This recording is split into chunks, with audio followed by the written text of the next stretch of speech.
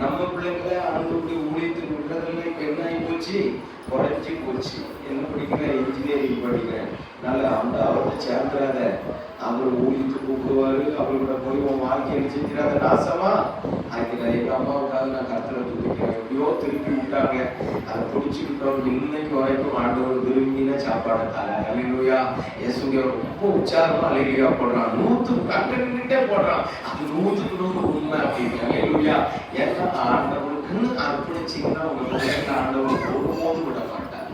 ஆகவே நம்முடைய பிள்ளைகளை எல்லாம் தேவனுடைய காரியங்களுக்காக அர்ப்பணிப்பது நம்ம விழுந்த கடமை. ஏற்றுக்கொண்டா சந்தோஷம், இல்லை அவனுக்கு வேலை தான் செய்யணும்னா சந்தோஷமா போ, அந்த ஏற்றுக்கொள்வார். ஆனால் இன்னைக்கு தமிழ்நாட்டில் அர்ப்பணிப்பு குறைந்து போச்சு. உண்மை இது, 100% உண்மை. அர்ப்பணிப்பு என்ன, என் பிள்ளை ஏறணும் படிக்கணும், என் பிள்ளை அது படிக்கணும் இது படிக்கணும், ஊழியத்துக்கு வந்துடக்கூடாது. ஆனா இயேசுவை நான் நேசிக்கிறேன். எப்படியா இயேசுவை நீ நேசிக்கிற, எப்படி நேசிக்கிற?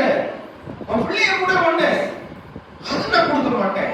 என் பிள்ளை 50,000 சம்பாதிக்கணும், 60,000 சம்பாதிக்கணும், 80,000. எனக்கு ஒரு பாஸ்டர் சொல்லுவாரு, நார்மலி தான் இருக்கிறாரு, எந்த ஊழியக்காரனா போய் அவர்கிட்ட போய் என் பையனை இந்த மாதிரி படிக்க வைக்கணும்னு அவர் சொல்லுவார்.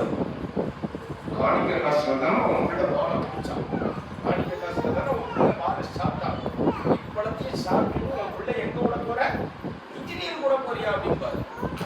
சரியா தவறா இல்லை, ஆனா நம்ம மைண்ட் எப்பவும் சொல்றாங்க, ஆண்டவரே நீங்க எதை கேட்டாலும் நான் கொடுக்க ரெடியா இருக்கேன்.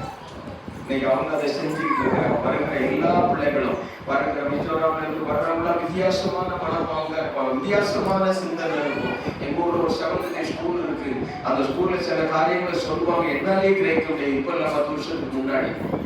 ஆனா இவங்க அதெல்லாம் செஞ்சுட்டு வராங்க. ஆகவே அவர்கள் மத்தியில வருவது ரொம்ப சந்தோஷம். அவர்களுக்காக நான் ஆண்டவர் உள்ளத்தின் ஆழத்திலிருந்து நான் அவங்களுக்கு நன்றி சொல்றேன். மறுபடியும் சொல்றேன் சார், உங்களை உண்மையாகவே நாங்கள் சபையாக நாங்கள் உங்களை நேசிக்கிறோம், உங்களுக்காக ஜெபிக்கிறோம். கர்த்தர் பெரிய காரியங்களை செய்வார். ஆண்டவருடைய வார்த்தையை தரும்படி அருமையான ஐயாவை நாங்கள் அழைக்கிறோம். நம்ம எல்லாரும் காரணங்களை